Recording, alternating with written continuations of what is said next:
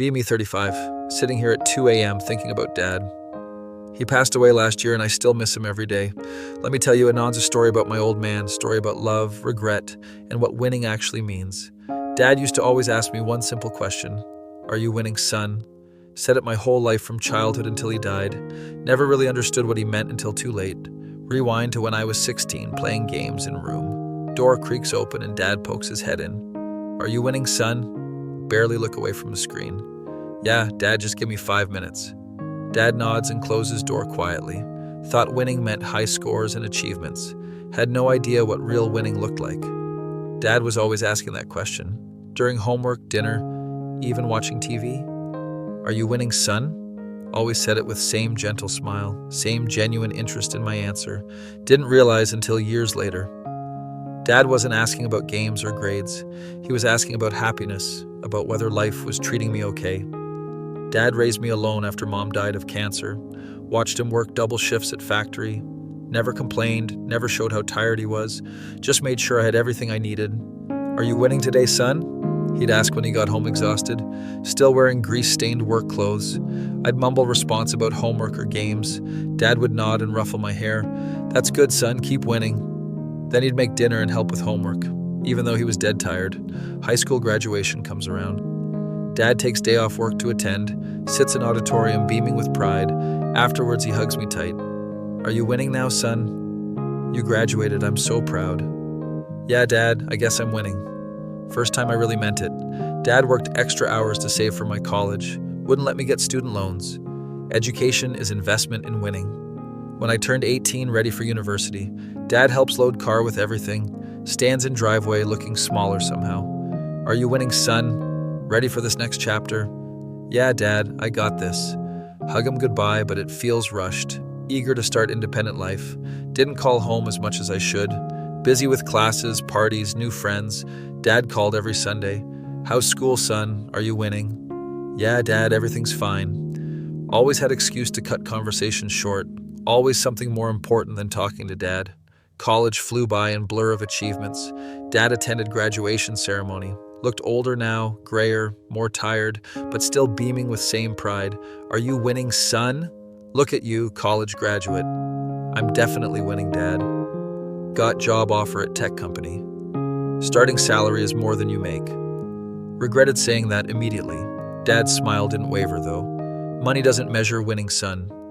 Started career focused on advancement. 60-hour weeks, climbing corporate ladder. Dad called every weekend. "Are you winning at work, son?" "Yeah, Dad, got promoted again." "That's nice, son, but are you happy?"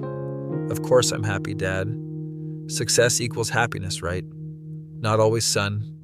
Winning means different things. For me, winning was raising good son. Years blended together in cycle of work. Met Sarah at company conference. We dated, got engaged, planned wedding. Dad offered to pay for ceremony. "Let me contribute to your winning, son." Wedding day arrived and Dad walked me down aisle. His arm shook slightly from nerves. "Are you winning today, son?" "This is biggest win yet." "Yeah, Dad, I'm definitely winning." Dad teared up during ceremony, whispered during reception. "Your mother would be so proud." Sarah and I bought house in suburbs. Dad visited occasionally for dinner, always asked same question. "Are you winning in married life, son?" "Yeah, Dad, everything's great." Sounds like winning to me. But remember, son, winning isn't about having things. It's about appreciating what you have. First child was born, daughter named Emma. Dad cried holding his granddaughter. "Are you winning at being father, son?" "It's only been 2 days, Dad." "But yeah, feels pretty winning." That's real winning, son. Being responsible for little life. Dad visited every week to see Emma, brought toys, read stories, helped babysitting, seemed happier than I'd seen him in years. Second child arrived, son named Michael. Dad was over the moon about grandson. 2 grandkids, son. You're definitely winning now. Life settled into comfortable routine. Work, family, weekend dinners with Dad. He was slower now, in his 70s. Still asked same question every time. Are you winning, son? How are the kids? How's Sarah? Everyone's good, Dad. That's wonderful, son. But how are you? And not your job or family. How is my son doing? The question caught me off guard. I'm fine, Dad. Why? You just seem tired lately. Winning shouldn't make you tired, son. It should make you energized. Dad, it's just busy season. Promise me something, son. Don't work so hard you forget to live. Winning means enjoying the journey. A few months later, Dad called during the workday. Unusual because he knew I was busy. Son, can you come over? Dad, I'm in middle of presentation prep. Can it wait until weekend? Probably nothing important. Just feeling under weather. Take some Tylenol. Dad, I'll call tonight. Hung up and immediately felt guilty. But presentation was important for promotion. Friday evening, Sarah answered phone. Honey, it's hospital. Your father had heart attack. Dropped everything and raced to hospital. Found Dad hooked up to machines, looking smaller than ever. Nurse said he was stable but serious. He kept asking for you. Wanted to know if his son was winning. Sat beside hospital bed holding his hand. Dad, I'm here. Are you awake? Dad opened eyes slowly. Son, you came. Of course, Dad. How are you feeling? Like I'm losing this round. Weak smile on his face. But seeing you means I'm still winning. Don't talk like that, Dad. You're going to be fine. Son, I need to tell you something. I've been proud of you every day, since you were born, but mostly proud of who you became. Dad, save your strength. No, son, listen. I've been asking if you're winning your whole life, because all I ever wanted was for you to be happy. Not successful, not rich, just happy. That's winning to me. Let me finish, son. Your mother and I didn't have much money, but we had each other. We were winning. When she got sick, I thought we were losing. But then I realized love doesn't end when person dies. It continues in children, in grandchildren, in all good things we taught them. That's winning, son. That's the only winning that matters. Tears streaming down my face now. Dad, I love you. Why didn't we talk like this before? Because you were busy winning. And I was proud of your success. But now I need you to know, my biggest win was being your father. And your biggest win isn't your job or house or money. It's being good husband and father. It's being kind person. You're winning, son, you just forgot to notice. Dad squeezed my hand weakly. I will always love you, son, no matter what happens. You made my life worth living. Dad, don't talk like you're dying. Maybe, son, but if something happens, remember what winning really means. It's not about achievements. It's about love, about being there for family, about small moments like this conversation. This is winning. Spent next 3 days at hospital, talking more than we had in years, about mom, childhood memories, what mattered. Dad seemed to improve slightly. Doctors optimistic about recovery. Maybe I can go home soon. Keep asking you if you're winning. That's my job, son, making sure you're winning. Thursday morning got call at work. Dad had another heart attack, massive one. By time I reached hospital, he was unconscious, machines keeping him alive. Sarah brought kids to say goodbye. Emma held his hand. Grandpa, wake up, I want to show you my drawing. Michael, too young to understand. Doctor said no brain activity, had to make decision about life support. Hardest choice I'd ever faced. Remembered Dad's words about winning, about love continuing after death. Made decision to let him go peacefully. Dad passed away surrounded by family. Last thing I said to him, I'm winning, Dad, because you taught me how. Funeral was packed with people. Coworkers from factory, neighbors, friends. Everyone had story about his kindness. He always asked how we were doing. Wanted to know if we were happy. Realized Dad was asking everyone if they were winning. That was who he was, someone who cared about others' happiness. Going through Dad's belongings. Found notebook he kept. Daily entries about family. Son got promotion today. He sounded tired but proud. Hope he remembers to be happy. Emma said her first word. My son is winning at being father. Years of observations about our lives. How proud he was of every achievement. How worried when we seemed unhappy. Last entry dated day before heart attack. Called son, but he was busy. Probably important work meeting. I'm proud of his success, but miss talking with him. Hope he knows I love him. Hope he's winning at being happy. Tomorrow I'll call again. Maybe he'll have time to talk. Want to know if he's winning. Closed notebook and broke down crying. All those times I was too busy. All those conversations I cut short. Dad just wanted to connect, wanted to know I was okay. And I treated it like interruption. Year has passed since Dad died. Grief fades, but guilt remains. Kids ask about Grandpa. Grandpa's watching over us, making sure we're winning. Try to honor Dad's memory by being present for family, actually listening when people talk. Find myself using Dad's phrase with Emma and Michael. Are you winning today? Did something make you happy? Emma always answers thoughtfully. I helped my friend at school. That feels like winning. Grandpa would be proud. Yes, he would be, Emma. Realize now what Dad knew all along. Winning isn't about climbing ladders or accumulating achievements. Winning is about love, family, kindness, about making others feel valued, about being present in moments, about asking simple questions and caring. Dad spent his whole life winning, not because he was successful, but because he loved unconditionally, because he put family first, because he measured success by happiness of people around him. I'm finally learning to win the way Dad taught me, by being there for my kids, by supporting Sarah's dreams, by treating people with kindness. Sometimes I catch myself looking up at sky. Are you watching, Dad? Am I finally winning? Wind rustles through trees, and for a moment I hear his voice. You're winning, son. You've always been winning. I am proud of you, son. Sitting here now at 35, finally understanding his question. Are you winning, son? Wasn't about games or grades or money. It was about being happy, being loved, being kind, being present for people who matter. That's what winning really means. And Dad was winning every day because he had me, because he loved me, because he made my life better, just by asking that simple question. Yeah, Dad, I think I finally am. It took me 35 years to figure it out, but I'm winning now because you taught me how. Be me, 25, working boring office job in marketing, single for 2 years after bad breakup. Spend most weekends alone playing games or watching Netflix.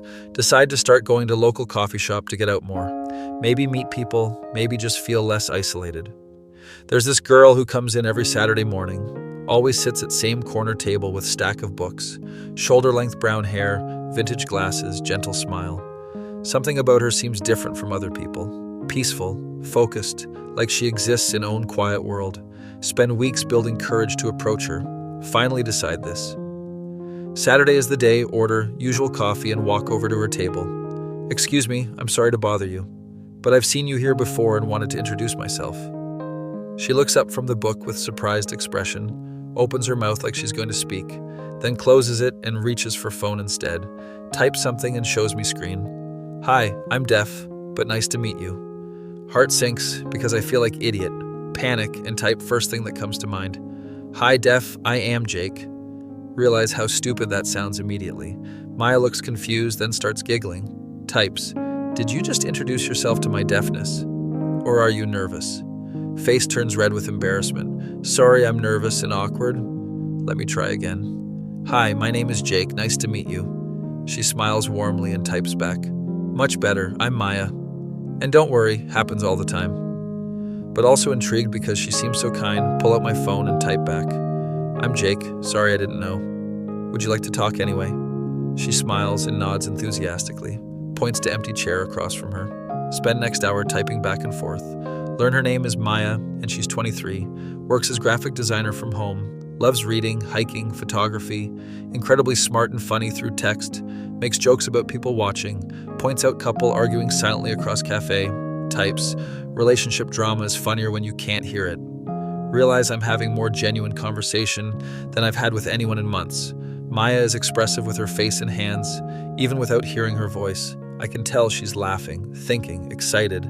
When coffee shop starts closing, she looks disappointed. Types, this was really nice. Would you like to hang out again sometime? Absolutely yes, Maya. Exchange numbers and plan to meet next week. Spend entire week learning basic sign language. YouTube videos, online courses, practice in mirror. Want to surprise her with actual conversation. Saturday arrives and I'm nervous as hell. Maya, sitting at usual table reading, walk over and instead of speaking, sign, good morning, Maya. Her face lights up with biggest smile, signs back, you learned sign language. Little bit. I sign clumsily. Wanted to talk to you properly. She covers her mouth with hands. Can tell she's emotional about gesture, signs. That's sweetest thing anyone's done for me. Spend morning mixing sign language with phone typing. My signing is terrible, but Maya is patient. Corrects my hand positions gently. Teaches me new words and phrases by you, me, coffee, book, beautiful. When I sign you beautiful, she blushes, signs back you sweet. Ask if she wants to go for a walk, stroll through nearby park together. Maya points out birds, flowers, interesting architecture. Shows me how to sign names of things we see. Tree, Dog, sky, happy. Realize I've never paid this much attention to visual details of world before. Maya experiences everything through sight and touch, makes me notice colors, textures, movements, things I usually ignore. Sit on the park bench and continue conversation. Ask about her life, growing up deaf. Maya explains she was born deaf. Parents learned sign language when she was baby, went to deaf school, then mainstream college. Most people treat me like I'm broken, she signs. Or they get uncomfortable and walk away. You stayed and learned my language. That means everything. Heart breaks a little, thinking about all the people who missed out on knowing Maya because they couldn't handle communication difference. Their loss, honestly. Maya is one of most interesting people I've met. Few weeks pass and we hang out regularly. Coffee dates, museum visits, hiking trips. My sign language improves slowly but surely. Maya teaches me new words every time we meet. Funny, smart, but kind, but kiss. When she teaches me kiss, we both laugh nervously. Obvious romantic tension building between us, but neither sure how to cross that line. During movie date, with subtitles obviously. Maya falls asleep on my shoulder. Feel her breathing softly against my arm. Careful not to move and wake her up. Just enjoy a moment of peaceful closeness. When credits roll, she wakes up embarrassed. Signs, sorry I fell asleep. Movie was boring anyway, I sign back. You were better entertainment. She punches my arm playfully, walking her to car after movie, both standing awkwardly by driver door. Maya signs, I had wonderful time. Me too, I sign back. Lean in slowly, giving her chance to pull away. She doesn't. First kiss is gentle, sweet, perfect. When we break apart, she's smiling, signs, I've been wanting to do that for weeks. Why didn't you, I sign. Scared you only saw me as friend. Because I'm different. Take her hands in mine. Look directly into her eyes. Sign, you're not different. You're amazing. Being deaf doesn't define you. Your kindness does. Your intelligence does. Maya starts crying happy tears. Signs, no one's ever said that before. Hug her tight, feeling like luckiest person alive. Start officially dating few days later. Relationship is unlike anything I've experienced. Communication requires real attention and effort. Can't just mumble responses or half listen. Every conversation is intentional and focused. Maya teaches me about deaf culture, takes me to deaf community events, meet her friends who are all incredibly welcoming. Despite my clumsy signing skills, they appreciate effort I'm making, include me in conversations and group activities, realize deaf community is tight-knit family who support each other through challenges. Hearing world often overlooks or misunderstands. Maya shows me music through vibrations, puts hands on speakers to feel bass, watches musicians' movements and expressions, experiences concerts through visual rhythm, teaches me to appreciate music differently, focus on visual aspects I never noticed, drummers' timing, guitarists' fingerwork, singers' facial expressions and body language. 6 months into relationship. Maya meets my parents for dinner. They're nervous about communication barrier, but Maya brings notebook for complex topics, and I translate when needed. By end of evening, parents love her. Mom pulls me aside and says, she's special, don't let her go. Way she looks at you is pure love. Dad learns few basic signs. Thank you, nice to meet you, beautiful dinner. Maya is touched by their effort, signs to me your family is wonderful. They treat me like normal person. That's because you are a normal person, I sign back. Just happen to be deaf. Year passes and relationship deepens. Move in together to small apartment. Daily life becomes blend of sign and gesture. Wake up to Maya's gentle touch instead of alarm. She shakes me awake with soft smile. Signs, good morning, handsome. Breakfast conversations over coffee. Hands dancing through morning light. Discussing plans for day, sharing dreams. Maya gets freelance design projects. I watch her work with intense focus, creating beautiful graphics and layouts. She shows me her process, how visual elements communicate emotions without need for words or sound. Realize Maya sees world as artist. Every experience filtered through visual beauty makes me appreciate aesthetics more. Colors, compositions, spatial relationships, things I took for granted before.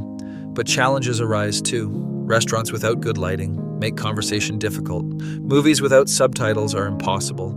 Phone calls require relay services. Some people stare or make assumptions about Maya's intelligence or abilities. Makes me angry how ignorant people can be. Maya handles it with grace and patience, educates when possible, ignores when necessary. Their problem, not mine, she signs. I know who I am.